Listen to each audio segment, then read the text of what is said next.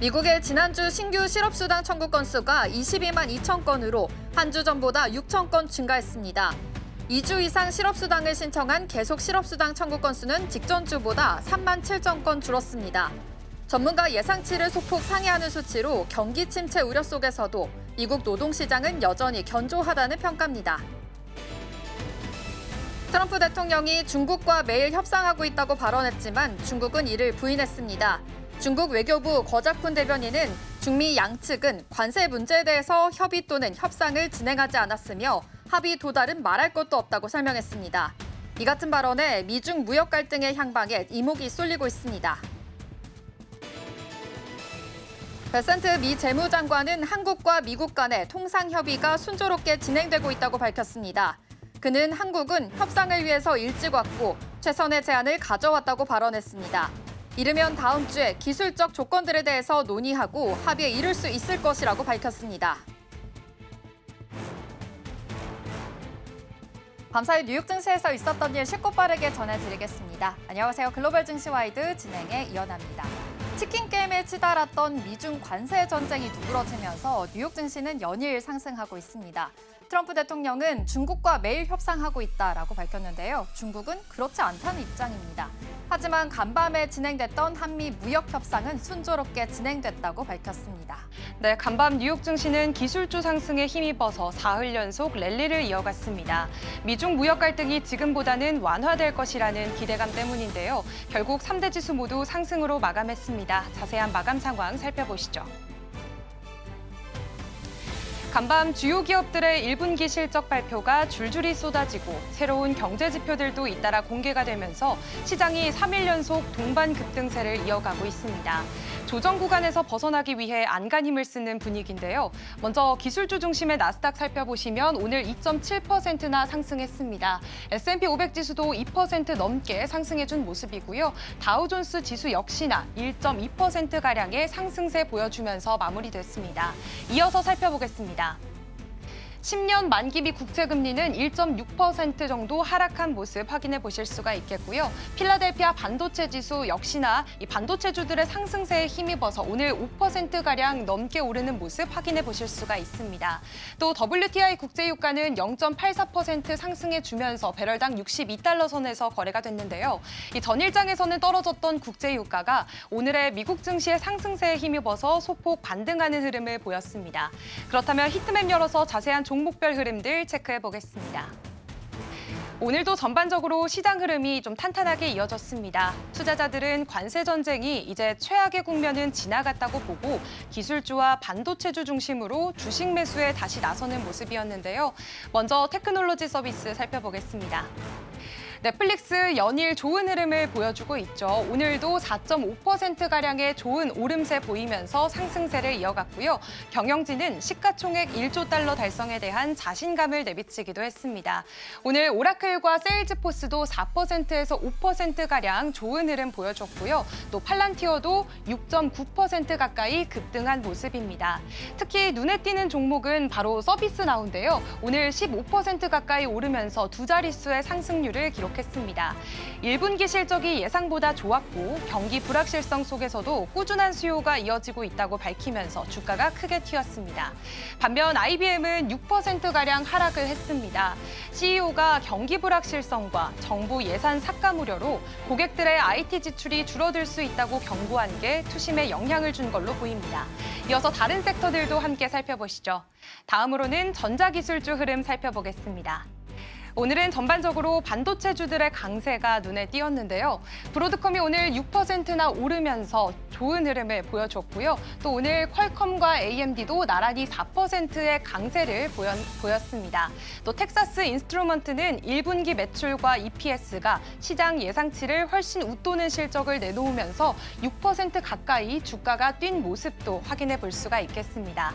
시장 전문가들은 AI 관련 기술과 반도체 수요가 여전히 탄탄하다 뚜렷하다면서 이런 긍정적인 실적이 투자 심리를 자극하고 있다고 분석했습니다. 오늘 보잉의 경우에는 2.3%가량 올랐습니다. 중국 항공사들이 항공기 인수를 거부하면서 보잉은 생산된 기체들을 인도, 말레이시아 등 다른 국가로 재배치할 계획이라고 밝혔습니다. 또 인텔은 오늘 실적 발표가 있었죠. 실적이 예상치를 미달하면서 정규장에서는 4.3%가량 상승해주는 모습을 보였지만 시간의 거래에서는 4%대 급락하는 모습입니다. 이어서 살펴보겠습니다. 금융주 쪽 역시나 오늘 또 탄탄한 흐름을 이어갔고요. 또 의료기술 섹터도 함께 살펴보시면 어제에 이어서 오늘도 존슨앤존슨과 에보트는 약보합권에서 빨간불을 켰습니다. 머크는 전거래일과는 다르게 강세를 보이면서 또 마감을 했는데요. 특히 머크는 가이던스가 기대에는 못 미쳤지만 실적 자체는 꽤나 견고해서 오늘 1%가 넘는 오름세를 보였습니다.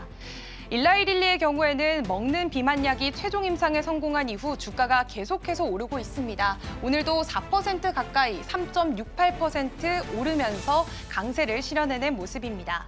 한편 트럼프 대통령이 미국 자동차 업계를 지원하기 위해 자동차 부품에 대한 일부 관세를 면제할 계획인 것으로 전해졌습니다. 25% 철강 알루미늄 관세와 대중국 펜타닐 유통 차단 관세 대상에서 자동차 부품은 제외하겠다는 방침인데요. 이 소식에 포드와 GM 그리고 스텔란티스는 2%에서 4%가량 오르면서 오늘 장을 마감했습니다. 오늘 필수 소비재 쪽의 흐름은 좀 약했습니다.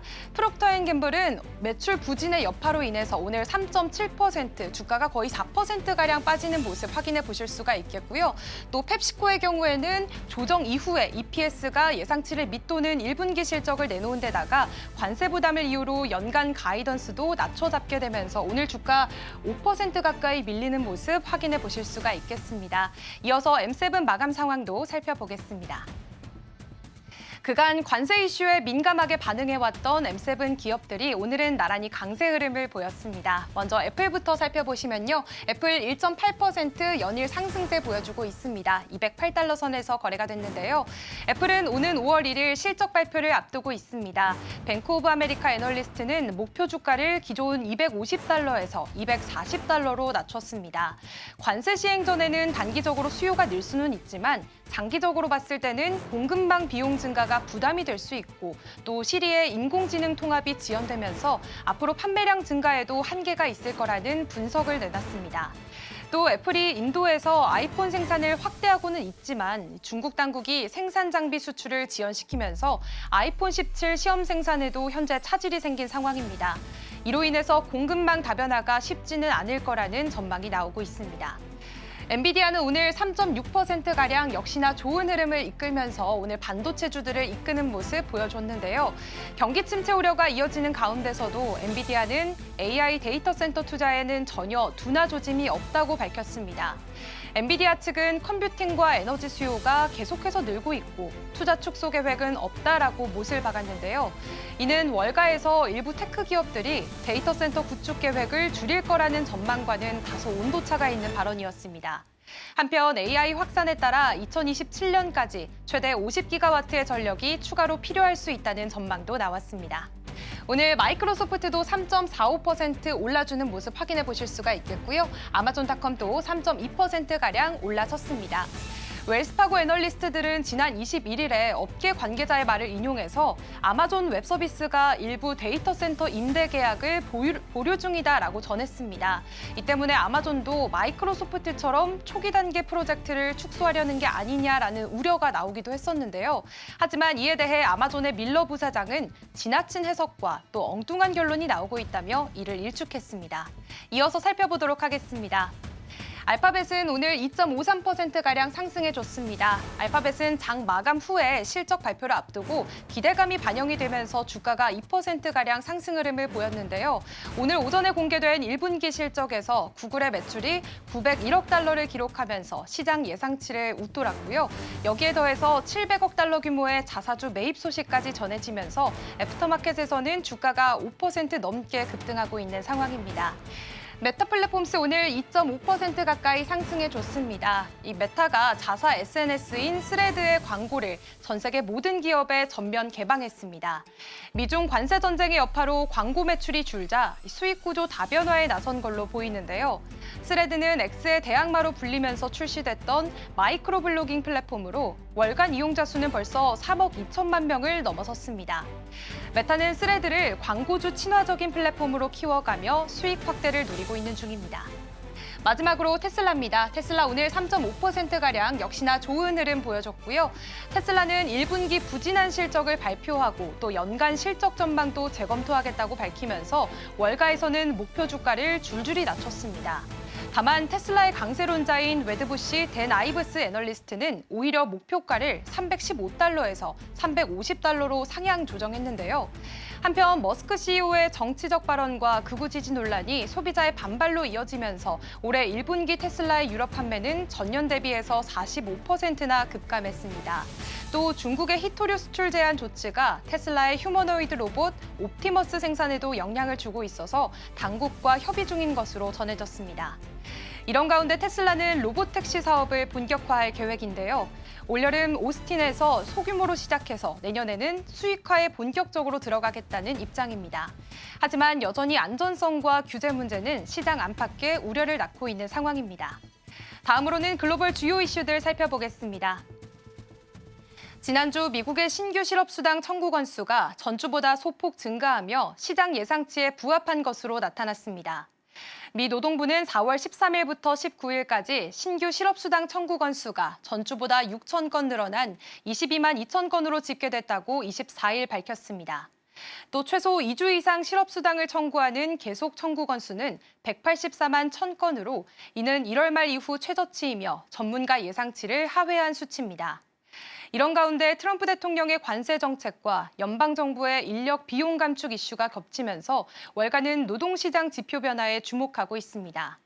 미 연준의 경기 동향 보고서 베이지북에 따르면 기업들은 경제 불확실성으로 인해 고용을 관망하거나 채용을 늦추는 모습을 보이고 있으며 일부에서는 해고 움직임도 감지되고 있습니다.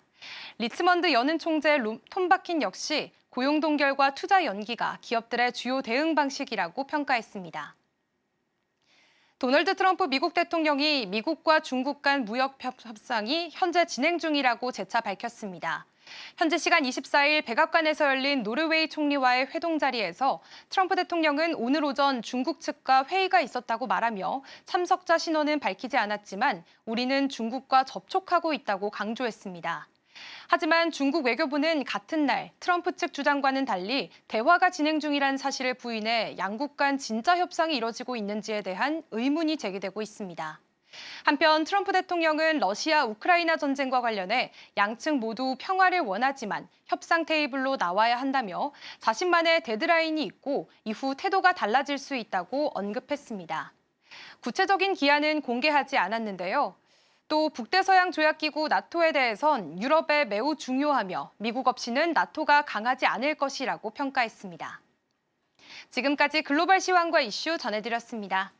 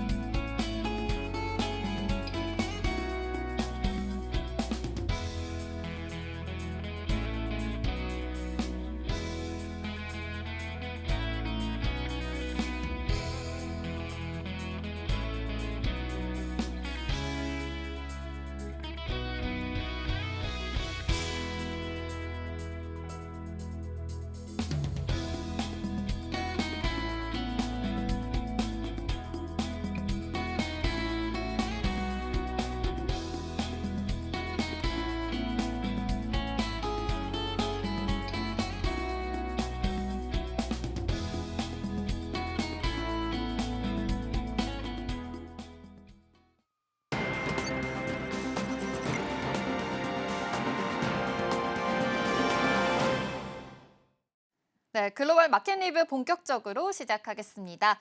이지스탁의 이지은 대표님과 함께하겠습니다. 어서 오십시오.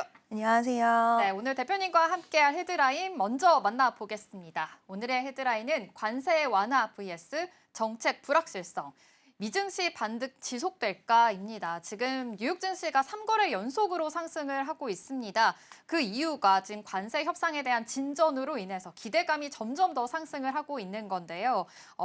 나스닥도 2% 상승했고요. S&P 500 지수도 2%, 필라델피아 반도체 지수도 5% 강한 흐름 보여지고 있습니다.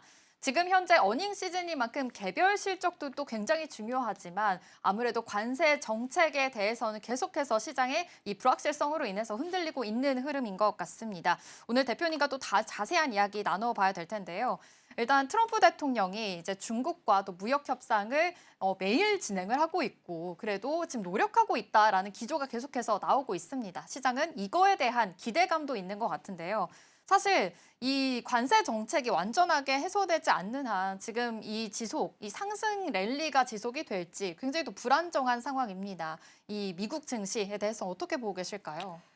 네, 일단은 3거래일 연속 상승을 하고 있다는 점은 굉장히 좀 다행이다라는 생각은 좀 드는데요. 여러 가지 이슈들이 좀 혼재되어 있는 상황입니다. 지금 관세 관련돼서는 아직까지는 불확실성이 존재를 하고 있고 미국과 중국과의 이야기가 상당히 좀 다릅니다. 반응 자체도 다른데 트럼프는 진전이 있는 것처럼 이야기하고 있지만 중국 쪽에서는 뭐 대화가 오고 가지 않았다라는 식으로 이야기를 하면서 여전히 관세 관련돼서는 좀 오리무중의 상태이기는 합니다. 다만 시장에서 이렇게 상승세가 나왔던 것은 지금 반도체 관련된 종목군들이 시세를 좀 이어가는 모습들을 보여줬는데요. 뭐 엔비디아, 아마존 쪽에서 데이터 센터, 특히 최근에 아마존에서 데이터 센터 임대 취소 관련된 이야기가 나왔지만 이 부분에 있어서 부인을 하면서 여전히 AI 데이터 센터 그리고 전력이 필요한 부분들 이런 것들은 ING 중이다. 그리고 딥시크 출연했지만 AI 관련된 수요 위축이라던가 이런 부분들이 없었다라는 이야기를 하면서 반도체 관련돼서 시세가 좀 좋았다라는 부분. 오늘 또 실적 발표를 이어가는 기업들이 상당히 좀 좋은 성과들을 보이는 부분들도 있어서 전반적으로 반도체 관련돼서 종목들이 시장을 좀 끌어주는 모습을 보여줬고요. 앞으로 금리 인하에 대한 부분들 또 좀 긍정적인 전망들이 나와줬습니다. 연준 인사들의 발언들을 보면 5월 달에는 금리 인하 어려울 수는 있겠지만 6월 달에는 금리 인하 진행될 수 있다라는 점을 시사한 사람도 있었고요. 그리고 지금 관세 관련돼서도 일시적인 충격은 줄 수는 있겠지만 여전히 데이터들은 견조하다라는 거. 사실 우리가 이제 뭐 여러 가지 이야기들이 나오고 있긴 하지만 지금 인플레라든지 고용 이런 쪽에 하드 데이터들은 아직까지는 견조한 흐름들이 나와주고 있습니다. 다만 이제 관세 관련된 우려나 이런 부분들 통해서 심리적인 부분들은 좀 꺾이는 부분들이 있기는 하지만 이게 아직까지는 미국의 진짜 경제 지표 자체가 꺾이지는 않았다라는 흐름. 그래서 이 관세 관련돼서 만약에 마무리가 빠르게 좀 진행이 된다라고 했을 때는 이런 부분들이 결국엔 이 지표 자체가 튼튼하게 이어지고 있기 때문에 지표가 꺾이기 전까지 마무리가 된다라고 했을 때는 미증시는 여전히 그리고 미국 시장 자체는 여전히 견조하게 흘러갈 수도 있다라는 이야기들 나오면서 전반적으로 미증시를 좀 받쳐주는 흐름들이 나왔고요. 다만 아직까지는 관세에 대한 이야기가 완전히 해소된 국면이라고 보기에는 어려워서 또 우리가 예측하지 못하는 이야기가 또 언제 터질지 모른다는 부분들을 좀 염두를 하시면서 너무 공격적인 플레이보다는 시장의 전반적인 움직임들을 아직까지는 좀 지켜봐야 될 구간이 아닌가라는 의견을 드려보고 싶습니다. 네, 지금 말씀해 주신 대로 지금 뭐 M7 기업들은 잘 나오고 있어서 이 반도체 지수들도 지금 5% 상승 흐름 보여줬잖아요. 이거에 대해서는 시장이 같이 반등을 해주는 모습이지만 이 관세 불확실성이 계속해서 되고 있는 만큼 이거에 대한 공격적인 투자보다는 관망세인 자세가 중요하다라고도 말씀을 해주셨습니다. 대표님께서 뭐 금리, 실적 발표 여러 가지 이야기해 주셔서 오늘 얘기해 볼 거리들이 굉장히 많은 것 같습니다. 일단 간밤에 한미 무역 협상이 진행이 됐습니다. 뭐 2+2 통상 협의를 위주로 해서 진행이 된 상황인 건데요. 지금 뭐 상호 관세와 품목별 관세에 대해서 논의가 된 상황이고 지금 7월에 패키지를 마련할 것이다라는 속보까지도 나오고 있는 상황입니다. 하지만 대선 전에는 끝나지 않을 것이다라는 속보가 나오고 있는데 지금 한미 무역 협상도 굉장히 또 중요한 시기인 거잖아요. 어제 이 상황이 명확하게 지금 계속해서 속보로 나오고 있는 상황이긴 하지만 좀 간밤에 진행된 현황 어떻게 보고 계셨을까요? 네, 일단 뭐 베센트는 한국과의 합의가 생각보다 빠르게 네. 진전이 되고 있다. 이르면 다음 주에 원칙적 합의에 대해서 기대할 수 있을 것이다라는 발언을 했는데 이 원칙적 합의라는 것은 지금 계약이나 협정 전에 큰 틀을 마련을 하는 부분인데요. 이런 이야기를 하면서 관세에 대한 협상에 대한 기대감을 좀 더 좀 끌어올려 줬습니다. 근데 이런 세부적인 부분들은 좀 지켜봐야 되는 부분이고 지금 7월에 패키지 마련에 대한 공감대 이야기가 나왔는데 여러 가지 이야기가 나오고 있습니다. 지금 조선업과 LNG 관련돼서 에너지 안보 분야의 협력을 논의를 했다라는 부분과 그리고 지금 환율 관련돼서도 따로 또 이야기를 할 것이다라는 이야기들이 나오면서 앞으로 어느 방향성을 가져갈지는 모르겠어요. 뭐 자동차 관련돼서도 우선적으로 협상을 하려고 품목별 관세에 대해서 좀 면제해줘라. 반도체랑 자동차 쪽은 이야기를 했다라고 하는데 또 오늘 아침에 이야기 나온 거 보면 트럼프는 여전히 자동차 관련돼서 관세에 대한 의지를 좀 피력을 하고 있는 부분이 있어서 이게 과연 우리나라가 제시한 부분대로 갈지에 대한 여부들은 여전히 좀 지켜봐야 되는 부분이고요. 아마 LNG 쪽으로나 조선업 쪽 관련돼서는 저는 좀 긍정적인 소식은 나와줄 수는 있을 거라고 보이고 있어요. 지금 트럼프 주니어가 한국을 방문을 하는데 이번에 우리나라 조선소 쪽에 또 방문을 한다라고 합니다. 근데 MRO 쪽이라던가 그리고 미군 함정에 대한 이런 건조 이런 이야기들이 나오는데 시장 규모가 상당히 좀 커요. 이게 신규 함정 건조 시장 같은 경우에는 연간 43조 원 시장의 규모를 가지고 있고 MRO 시장은 연간 11조 원의 시장 규모를 가지고 있어서 이와 관련돼서 결국에는 트럼프 행정부 쪽에서는 트럼프 주니어가 이번에 울산과 거제에 조선소를 방문한다는 소식만 본다 하더라도 이쪽 조선과 그리고 LNG 관련돼서 카드를 우리나라 쪽에서는 좀 꺼내들지 않을까라고 생각이 들고 이 부분이 어떻게 협의를 좀 도출해내느냐에 따라서 물론 뭐 우리나라 쪽에만 무조건적으로 좋은 쪽의 합의는 이뤄지진 않겠지만 그 안에서 좀 수혜를 볼 수 있는 쪽의 이런 산업이라든지 그쪽을 한번 좀 우리는 파악을 해서 기회를 모색을 해봐야 되지 않을까라고 생각을 합니다. 네.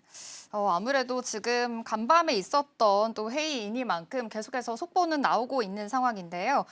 지금 최상무 총리는 이 서두르지 않고 차분한 협의를 하겠다 이렇게 얘기를 하고 있고 지금 대표님께서 말씀해 주신 대로 트럼프 주니어가 또 한국을 방문을 하면서 조선업 쪽으로 방문할 예정입니다. 조선과 LNG 쪽으로 어떠한 이야기가 나올지 어떤 카드를 꺼내들지에 대해서도 앞으로 계속해서 지켜볼 필요가 있을 것 같습니다.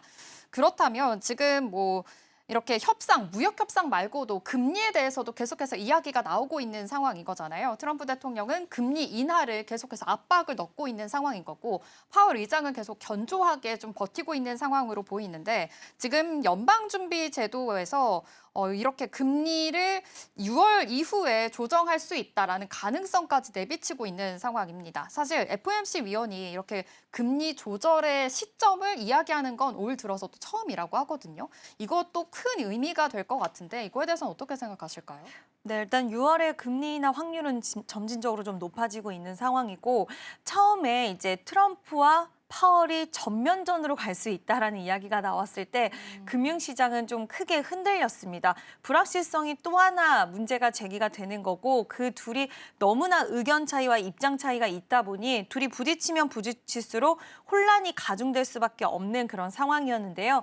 이 부분이 좀 해소가 되면서 트럼프 측근들이 말렸다라고 합니다. 이것까지 가면 안 그래도 관세 때문에 불확실성이 확대가 되고 뭐 미국이라든지 전 세계 사람들이 지금 불안에 떨고 있으며 굉장히 부정적인 시각을 미국에 보내고 있는데 여기서 파월과의 이런 갈등까지 나오다 보면 결국에는 추가적인 또 불확실성을 만들어내는 꼴이 될 수밖에 없어서 이 부분에 있어서 주변이 굉장히 만류를 했고 결국엔 트럼프도 파월과 다시 좀 화해하는 모드, 다시 좀 좋게 가려는 그런 모드가 나왔고요. 그렇게 되다 보면 결국엔 파월의 임기는 2026년 5월까지이기 때문에 이때까지는 좀 보장이 되지 않을까 싶은데 또 6월에 금리 인하에 대한 언급들이 나와주는 걸 보면 시장에서는 이 둘의 관계라든지 그리고 시장이 원하는 방향성으로 금리 인하에 대한 시기라든가 이런 부분들이 좀 잡히지 않을까. 왜냐하면 관세 관련돼서도 시장에서는 상당히 큰 우려를 하고 있어요. 근데 연준 같은 경우에는 정말 데이터에만 의존해서 보기 때문에 관세에 대한 협상이 일시적일 뿐이고 이게 만약에 빠르게 진전이 되고 지금 이야기하고 있는, 지금 제시하고 있는 이런 퍼센테이지나 이런 부분들이 확 줄어든다라고 했을 때는 분명히 일시적이고 지금은 심리적으로 충격을 주는 부분이라서 데이터의 훼손만 없다라고 한다면 충분히 미국 경제는 견조하다라는 쪽으로 아직까지는 좀 생각을 하는 것 같아서 이 부분에 있어서는 크게 시장에서는 굉장히 중요하게 생각했었던 불확실성에 대한 부분들이 뭐 일단락되었고 지금 자체로는 좀 스무스하게 넘어갔다라고 판단을 하고 있는 것 같습니다. 그렇다면 6월이 됐을 때 그래도 좀 지표를 조금 더 확인해보고 금리 인하될 가능성이 더 높다라고 보시는 것 같은데 그렇다면 이제 금리 인하가 좀 확정이 될 경우에는 시장의 반응은 다시 또 환호를 해주는 분위기가 될지 이것도 궁금하거든요. 네, 일단은 시장의 분위기는 전반적으로 인하를 기다리고 있기는 합니다. 근데 다만 또 일각에서는 지금 시기에 만약에 인하를 하게 되면은 오히려 또 침체 쪽으로 더 부추기는 꼴이 될 수 있다라는 이야기도 나오긴 하더라고요. 그래서 지금 이런 여러 가지 의견들이 엇갈리는 부분들은 결국에는 관세가 불러올 수 있는 파장이 어느 정도인지를 아직은 모르기 때문에 여러 가지 의견이 좀 분분한 그런 상황이고 파월도 신중한 태도를 보일 수밖에 없는 상황이다라고 좀 생각을 하고 있습니다. 그렇지만 일단 시장에서는 통상 금리 인하 자체를 하면 이제 압박했던 부분들을 좀 풀어주는 부분이라서 이 부분에 대해서 좀 더 기다리는 쪽이 우세한 거는 사실인 것 같고요. 금리 인하에 대한 이야기가 나올 때마다 시장 분위기 자체가 좀 완화가 되는 부분들은 있다 보니 전체적으로 시장의 분위기들은 좀 인하를 기다리고 있다라고 판단할 수 있을 것 같습니다. 네. 아무래도 금리 인하를 기다리고 있는 시장 분위기지만 이 와중에도 관세 정책이 어떻게 흘러가게 되는지 이 협상적인 부분이 굉장히 중요하다는 점은 꼭 기억하셔야 될 것 같습니다. 그렇다면 지금 또 어닝 시즌이니만큼 실적 발표에 대해서 이야기를 안 할 수가 없을 것 같습니다. 이 간밤에 구글, 알파벳 실적이 나왔습니다. 또 광고 매출 쪽으로도 증가를 하면서 실적이 굉장히 또 잘 나왔는데요. 시간의 거래에서 5%도 강한 흐름을 보여주기도 했습니다. 하지만 지금 이 관세 정책이 또 다시 시행이 된다면 광고 쪽으로도 흔들리는 모습도 있을 거고 반독점 소송이 또 들어가 있는 상황인 거잖아요. 이 구글에 대해서도 좀 불안정한 상황이 이어지는데 먼저 구글부터 한번 체크를 해볼까요? 네. 클라우드 매출이 예상보다 좀 부진했습니다. 네. 항상 우리가 체크를 했던 부분이 클라우드 매출 쪽이었는데 부진했는데도 불구하고 유튜브 이런 쪽이 너무 잘 됐어요. 근데 사실 이 관세 우려가 있어도 유튜브 쪽은 또 계속해서 좀 잘 될 수 있다라는 이야기가 나오는 만큼 유튜브에서 좋은 부분도 있었는데 사실 시장이 좀 긍정적으로 이 알파벳을 바라본 것은 700억 달러의 자사주 매입을 증액하겠다라고 이야기를 했고 배당도 증액하겠다 이야기를 하면서 지금같이 시장의 분위기 자체가 좀 어두워졌고 약간의 우려가 깊을 때 회사 측에서 적극적으로 이런 모습을 또 보여준다라는 그런 이미지적인 측면들이 저는 주가를 좀 끌어당기는 하나의 요소로 작용되지 않았나라고 생각을 하고 있고요. 어쨌든 숫자 자체를 그리고 예상치를 상회를 해줬기 때문에 시장에서는 이 부분에 있어서 좀 긍정적인 시각을 보내줬다라고 좀 볼 수가 있을 것 같습니다. 그래서 일단 이제 알파벳이 시작이고 앞으로 아마존 그리고 MS, 마이크로소프트까지 계속해서 빅테크 기업들의 실적은 이어질 건데요. 오늘 인텔 같은 경우에도 2분기 가이던스 예상을 하회하면서 결국에는 앞으로 가이던스 그리고 또 인텔 같은 경우에 캐펙스 관련돼서도 목표를 200달러 제시를 그러니까 200달러였는데 여기서 180억 달러로 하향 조정을 하면서 시장에서 약간 실망을 했어요. 그러면서 이만큼 가이던스와 이런 부분들이 앞으로 중요하다는 것을 체크를 할 수 있었는데 구글 쪽에서는 여전히 또 밝은 모습을 보여주는 부분이 있어서 시장에서는 여전히 그래도 AI 관련돼서는 좀 긍정적인 시각을 보내고 있지 않나라고 생각을 하고 있습니다. 네, 좀 AI 부분에서 그래도 긍정적인 신호를 주고 있다. 이 구글 부분 또 체크를 해봤는데 또 앞서 말씀은 잠깐 해주셨지만 인텔이 또 시장에서 매출 전망을 좀 밑도는 전망을 내놓으면서 시간 내에서는 급락을 했습니다. 또 IBM에서도 양호한 실적은 나왔지만 지금 뭐 정부 지출 축소로 인해서 주가는 또 하락을 하고 있거든요. 개별 종목들로 인해서 뭐 실적은 잘 나왔지만 하락하는 종목도 있고 또 못 나왔지만 테슬라처럼 다시 좀 반등을 해주는 종목들도 있잖아요. 이거에 대해서 어닝 시즌 지금 흐름이 굉장히 또 중요할 것 같은데 반도체뿐만이 아니라 좀 업종별로 이 주가 흐름이라든지 이런 것도 짚어주신다면요. 제가 개인적으로 우리나라도 좀 비슷하다라고 생각을 하는데요. 네. 그러니까 이번에 실적 시즌이 굉장히 중요합니다. 지금 관세가 적용되기 전의 실적인데 기업들이 어떤 숫자를 가지고 올지 그리고 이 숫자에서 끝나는 게 아니라 앞으로 어떤 숫자를 제시해 줄 수 있을지 어닝콜에서 어떤 발언하는지 이런 부분들이 가장 중요한데요. 저는 개인적으로 좀 이번에도 느꼈던 부분이 우리나라로 좀 돌아오면 이번에 SK 하이닉스가 좋은 실적을 보였음에도 불구하고 하락을 했습니다. 근데 또 반대로 조선도 굉장히 물론 조선은 서프라이즈와 같은 실적을 보여줬고 굉장히 높은 주가 수준이었는데도 불구하고 또 추가적인 시세가 나왔는데 이거를 미국 시장에도 좀 비슷하게 대입을 해보면 결국에는 우리가 인텔 그리고 IBM 이런 기업들보다는 AI 관련된 키워드를 갖고 있는 기업들 그리고 특히 뭐 테슬라는 로보택시라던가 그리고 옵티머스 이런 미래 성장성에 있는 성장 구간에 있는 기업들이 실적을 좋게 보이고 여기에 가이던스까지 추가적으로 좀 좋게 화답을 한다라고 했을 때는 주가가 굉장히 강한 시세를 이어간다라는 것을 다시 한번 확인할 수 있었고 또 인텔은 워낙 실적적인 부분이라든지 우려가 상당히 많이 있었던 기업이긴 했잖아요. 물론 이 기업의 실적을 통해서 우리가 반도체 쪽이라든지 이런 부분들을 가늠할 수 있다라고 생각이 들어서 중요하게 생각은 했지만 원래 기본적으로 실적 이런 쪽에서는 기대 심리가 큰 기업은 아니었습니다. 이번에도 인력 감축을 한다는 소식이 또 나와주기도 했는데 그래서 원래 잘하던 기업이 앞으로 성장까지 할 수 있는 그런 부분들이 나와주면 시장은 환호를 하는 것 같고 원래 좀 약간 부진했던 기업이 또 다시 성장에 대해서 막혀버릴 수 있다. 관세에 대한 이슈라던가 이런 거에 통해서 보수적인 시각을 제시를 하면 그만큼 좀 혹독하게 좀 시장을 보는 거라고 생각이 들어서 종합적으로 말씀을 드리면 이제 기업에 대한 실적 발표 시즌에서 가장 중요하게 봐야 되는 부분은 또 관세에 대한 이슈라던가 여러 가지 불확실성이 혼재되는 상황 속에서는 결국 성장이라는 키워드를 갖고 있느냐 없느냐에 따라서 주가 행방은 달라질 수 있다라는 점 좀 기억을 해주시면 좋을 것 같고요. 뭐 이번에 펩시코 같은 경우에도 예상의 매출은 나왔지만 EPS 쪽에서 좀 하회를 했고 이게 결국에는 앞으로 수요라든지 이런 부분들이 좀 둔화될 수 있지 않을까라는 우려는 있는데 그렇게 큰 폭의 하락은 또 아니었어요. 그만큼 워낙 잘하고 있던 기업들에 있어서는 물론 음식료나 이런 쪽은 우리가 성장 쪽을 바라보는 섹터는 아니라서 뭐 하락이라든지 상승이 좀 제한적인 모습은 있었지만 지금 시장 전반적인 키워드는 저는 성장이라는 키워드가 가장 중요하지 않을까라고 생각을 하고 있습니다. 네, 지금 뭐 관세 전쟁으로 인해서 계속해서 흔들리고 있는 시장 속에서도 그래도 또 실적도 잘 나오고 앞으로의 가는 그 펀더멘털 쪽으로 성장이라는 키워드가 굉장히 중요하다라는 말씀해 주셨습니다. 그러던 마지막으로 뭐 테슬라가 지금 로보택시처럼 지금 약간 성장 모멘텀은 있지만 지금 순이익이 감소를 했단 말이에요. 그리고 CEO에 대한 발언들도 계속 이슈가 되면서 앞으로의 향방에 대해서 지금 굉장히 주목을 하고 있는 상황입니다.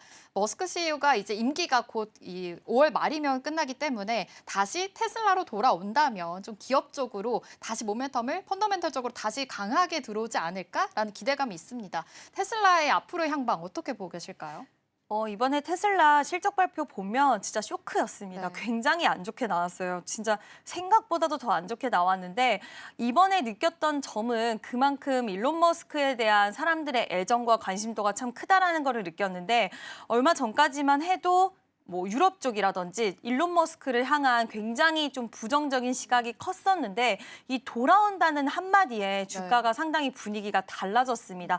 그만큼 일론 머스크가 돌아왔을 때 다시 테슬라의 주가, 사실 일론 머스크는 약간 천재적으로 많은 산업 쪽에서 좀 치고 나가는 경향들이 있는데 그가 돌아왔을 때 앞으로 자율주행 쪽이라든지 그리고 로봇 쪽 옵티머스가 또 이제 생산 시설에 투입이 되는 본격적인 원년의 해가 될 텐데 이와 관련돼서 시장은 기대감이 여전히 성장주에 따른 기대감 이게 참 크구나라는 걸 테슬라를 통해서 다시 한번 좀 확인을 할 수 있었던 부분이고요. 저는 실적이 잘 안 나왔기 때문에 시세가 나와도 하루 정도 지나면 다시 좀 꺾일 수 있지 않을까라고 생각을 했고 또 많은 IB 쪽에서 테슬라를 보면서 긍정적인 시각을 보내는 쪽도 있지만 예상외로 너무 광고가 짙다. 아직은 믿기에는 좀 힘든 기업이다라는 굉장히 자극적으로 좀 안 좋은 멘트를 쏟아내는 IB 쪽도 있었지만 그럼에도 불구하고 시장 참여자들은 일론 머스크에 대한 기대는 여전히 좀 크다. 그리고 테슬라가 항상 어떤 산업에 대한 기술력을 주도했던 흐름들이 많았기 때문에 네. 그와 관련돼서 여전히 성장에 대한 기대감은 좀 있다라고 보고 있어서 지금 가격대에서는 상당히 좀 많이 빠졌죠. 최근에 올라왔다 하더라도. 그래서 지금 가격대에서는 저는 분할 매수 관점으로는 너무 많이 빠졌으니까 지금이 기회야. 그래서 자금을 한 번에 투입하기보다는 분할 매수 관점에서는 지금 구간에서 한번 볼 필요는 있지 않나. 5월 달에 또 돌아와서 어떤 퍼포먼스를 보여줄까에 대한 부분들. 물론 이게 실적으로 이어지지 않으면 시장은 다시 한번 변동성은 유발할 수는 있겠지만 이번에 너무 실적 안 좋게 나와서 오히려 기대치가 좀 떨어졌을 수 있다라고 판단이 되기 때문에 그와 관련돼서는 좀 분할 매수 관점으로는 유효하지 않을까라고 생각을 합니다. 네, 좋습니다. 테슬라에 대해서는 여러 기술력에 대해서 앞으로 좀 성장 모멘텀이 있기 때문에 이거에 대해서는 분할 매수 관점으로도 봐도 괜찮지 않을까라는 코멘트까지 주셨습니다.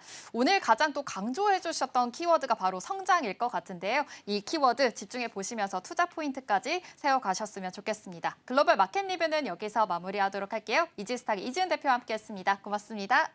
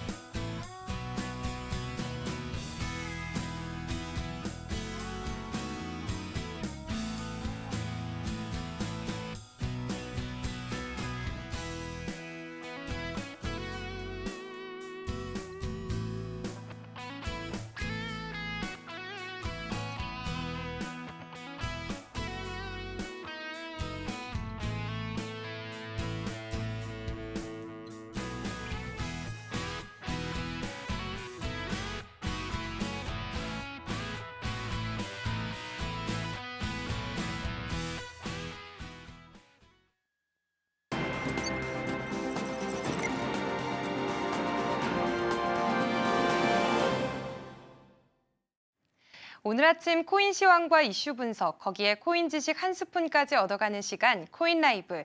먼저 코인 한 스푼으로 열어보겠습니다. 혹시 요즘 들어 비트코인이 환경을 해친다는 얘기 들어보신 적 있으신가요? 요즘 환경단체들이 비트코인에 대해서 꽤 강하게 비판을 하고 있습니다. 어느 정도냐면 지구를 파괴하는 디지털 금이다라는 말까지 나올 정도인데요. 우리는 보통 코인을 얘기하면 얼마나 올랐대? 지금 사야 돼? 이런 것부터 궁금해하잖아요. 근데 이제는 이 코인이 지구에 어떤 영향을 주는지도 같이 들여다봐야 한다는 목소리가 점점 더 커지고 있습니다. 그래서 오늘은요, 왜 비트코인이 환경단체의 눈밖에 나게 됐는지 그 이유를 하나씩 찬찬히 풀어보려고 합니다. 비트코인은 채굴이라는 과정을 통해서 만들어지는데요. 이게 그냥 버튼 하나를 띡 눌러서 코인이 뚝 하고 나오는 건 아닙니다.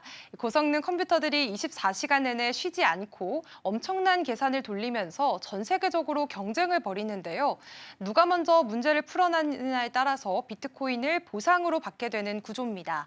이때 들어가는 전력량이 정말 상상을 초월합니다. 비트코인이 한창 주목받던 시기에는 스웨덴이라는 나라가 1년 동안 쓰는 전기보다 더 많은 전력을 사용했다라는 보고도 있었습니다. 비교를 한번 들어볼게요. 우리가 하루 종일 에어컨을 돌리고 또 세탁기를 돌리고 전자레인지까지 써도 그건 몇 킬로와트시 정도밖에 안 되거든요. 근데 비트코인 네트워크는 하루에 수 테라와트시를 씁니다. 단위부터가 다르죠. 이 정도면 정말 전기 먹는 하마라는 별명이 억울할 게 없겠죠. 그렇다면 도대체 왜 이렇게 전기를 많이 써야 할까요? 사실 이건 비트코인의 기본 철학과 연결돼 있습니다. 비트코인은 탈중앙화를 가장 중요한 가치로 삼고 있는데요. 우리가 쓰는 일반 은행은 중앙에서 모든 거래를 관리하죠. 근데 비트코인은 그 반대입니다. 누구 한 명이 거래를 통제하는 게 아니라 전 세계 사용자들이 함께 거래를 확인하고 또 검증하는 구조입니다. 근데 여기서 생기는 문제가 하나 있습니다. 누가 진짜로 검증했는지 어떻게 알지? 라는 거죠. 그걸 해결한 게 바로 작업 증명이라는 방식입니다. 이건 뭐냐면요. 정해진 수학 퍼즐을 누가 먼저 풀어내느냐에 따라서 거래를 기록할 수 있는 권한과 그 보상으로 비트코인을 받게 되는 겁니다. 그래서 다들 더 빠른 컴퓨터, 더 강력한 채굴기를 써서 서로 경쟁을 하게 된 건데요. 이 시스템은 확실히 안전하고 믿을 수 있다는 장점이 있습니다. 근데 문제는 이 퍼즐을 푸는데 너무 많은 연산이 필요하다는 겁니다. 결국 엄청난 전기를 소비하는 구조가 되어버렸습니다. 그럼 비트코인 채굴이 실제로 환경에 어떤 영향을 줄까요? 국제 연구 결과를 보면요. 비트코인 채굴로 인해서 1년 동안 발생하는 탄소 배출량이 무려 3,800만 톤에 달한다고 합니다. 이 정도면 대형 석탄 발전소가 수십 개가 1년 내내 쉬지 않고 돌아가는 수준인데요. 근데 여기서 끝이 아닙니다. 물이 얼마나 쓰이느냐도 문제가 됩니다. 이 비트코인 네트워크에서 1년간 쓰는 물의 양이 무려 올림픽 수영장 수십만 개를 채울 수 있을 정도라고 하는데 아프리카 농촌 지역에 사는 3억 명의 사람들이 1년 동안 사용할 수 있는 가정용 물과 비슷한 양이라고 하니까 정말 어마어마하죠. 게다가 토지 사용 문제, 이른바 토지 발자국도 있습니다. 채굴 장비랑 냉각 설비, 발전소 같은 인프라를 설치하려면 당연히 넓은 땅이 필요하잖아요. 그래서 실제로 미국 LA의 면적보다 1.5배 넓은 땅이 비트코인 채굴에 쓰이고 있다는 분석도 나왔습니다. 이렇게 보면 단순히 디지털 코인이라고 해서 자연과는 무관할 거라는 생각, 이제는 바꿔야 할 것 같죠? 이런 상황이 계속 알려지다 보니까 각국 정부들도 이제 더 이상 가만히 있을 수가 없었습니다. 먼저 중국은요, 2021년에 아예 비트코인 채굴을 전면 금지했습니다.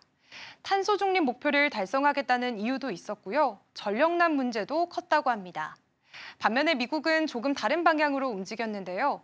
완전한 금지보다는 엄격하게 관리하겠다라는 쪽입니다.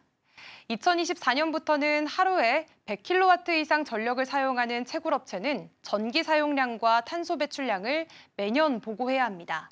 이걸 어기면 벌금도 꽤 세게 부과되는데요. 게다가 최근에는 미국 상원에서 클린 클라우드 법안이라는 게 발의가 됐는데 이 법안은 AI 데이터 센터랑 암호화폐 채굴장을 대상으로 연간 탄소 감축 기준을 설정하겠다는 내용입니다. 기준을 넘기면 톤당 $20를 벌금을 내야 되고요. 매년 조금씩 더 강화된 기준이 적용될 예정이라고 합니다. 이제는 기술 기업이든 블록체인이든 우린 디지털이라서 괜찮아요 라고 할 수 없는 시대가 된 겁니다. 환경 책임에서 자유로운 곳은 없다. 이런 메시지가 분명해진 거죠. 이런 규제 흐름에 맞춰서 코인 업계도 조금씩 움직이고 있습니다. 대표적인 예가 이더리움인데요. 2022년에 기존의 작업 증명 방식에서 지분 증명 방식으로 완전히 전환을 했습니다. 이건 뭐냐면 복잡한 퍼즐을 푸는 대신 코인을 많이 보유한 사람이 거래 검증을 맡게 되는 구조입니다. 그래서 훨씬 더 적은 에너지로 운영이 가능한 거죠. 실제로 에너지 소비량이 99% 넘게 줄었다는 분석도 나왔습니다. 또 비트코인 관련 기업들도 변화 중입니다. 미국의 대표적인 채굴업체인 마라톤 디지털이나 라이엇 블록체인 같은 곳은 태양광과 풍력처럼 재생 가능한 에너지원을 채굴에 활용하고 있고요.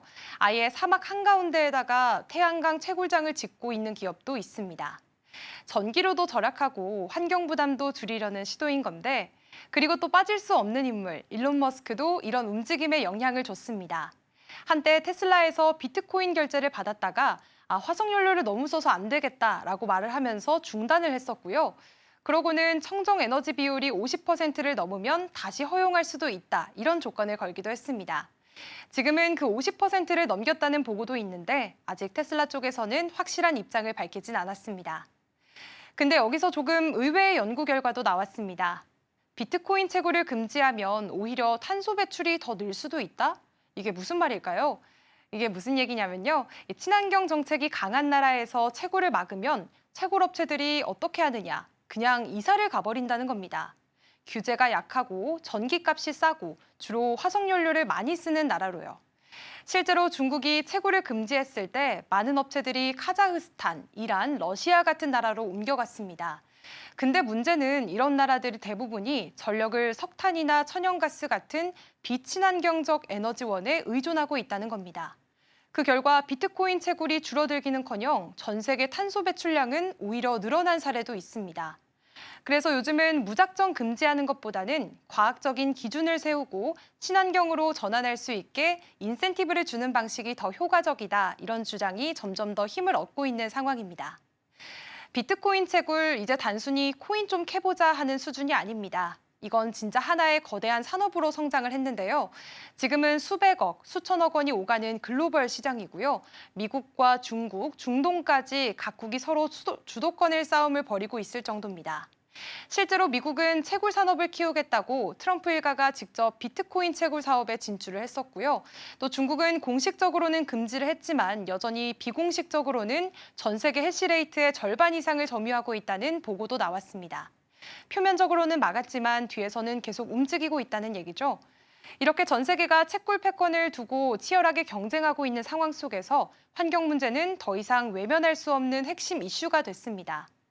이제는 비트코인으로 얼마나 벌었냐보다는 어떤 방식으로 캐고 있느냐, 즉 지속 가능성과 책임이 더 중요해진 시대라는 겁니다. 오늘은 비트코인을 중심으로 채굴과 환경이라는 키워드를 따라가 봤습니다.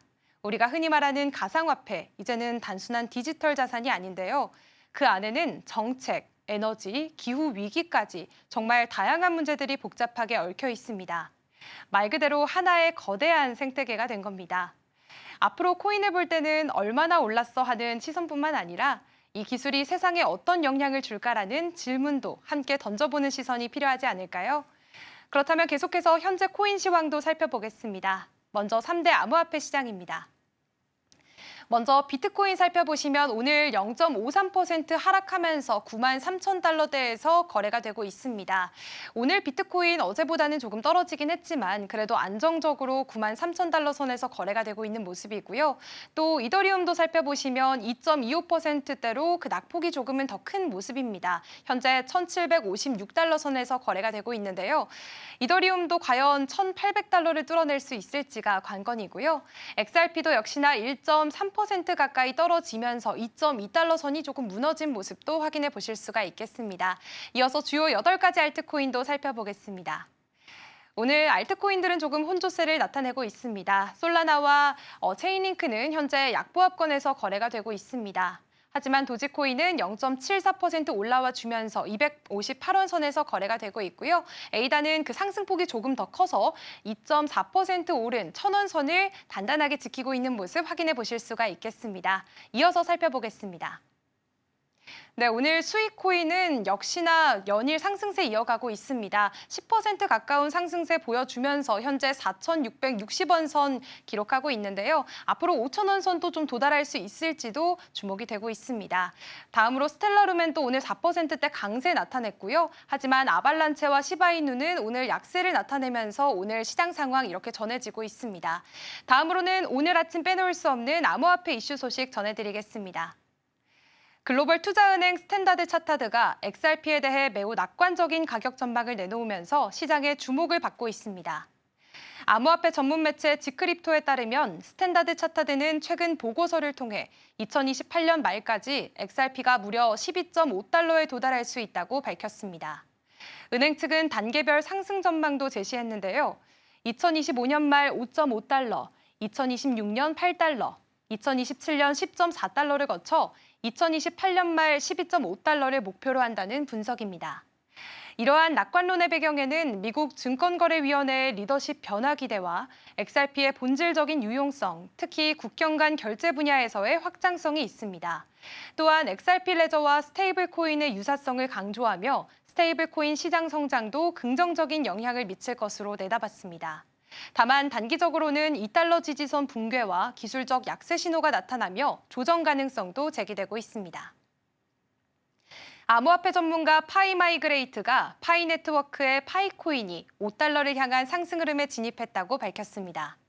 최근 48시간 동안 4,100만 개, 약 2,700만 달러 규모의 파이코인이 거래소에서 지갑으로 이동하며 상승 모멘텀을 뒷받침하고 있다는 분석입니다.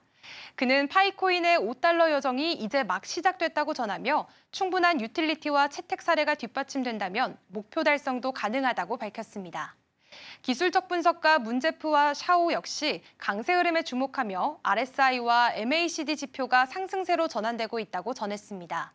특히 OKX 거래소에서 대량의 파이코인이 빠져나간 사실과 글로벌 거래소 HTX의 상장 암시, 그리고 바이낸스 상장 가능성까지, 그리고 여기에다가 콘센서스 2025 컨퍼런스 연사 후보로 파이코인 창립자 니콜라스 코칼리스가 거론된 점도 투자 심리를 자극하고 있습니다. 지금까지 코인라이브였습니다.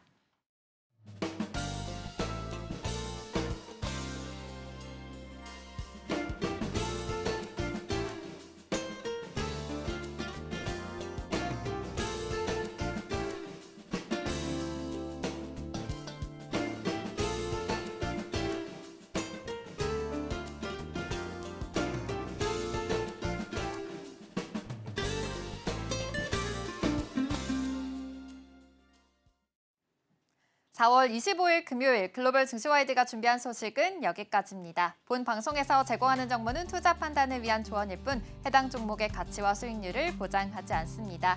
다음 이 시간에도 알찬 소식으로 찾아오겠습니다. 함께해 주신 여러분 고맙습니다.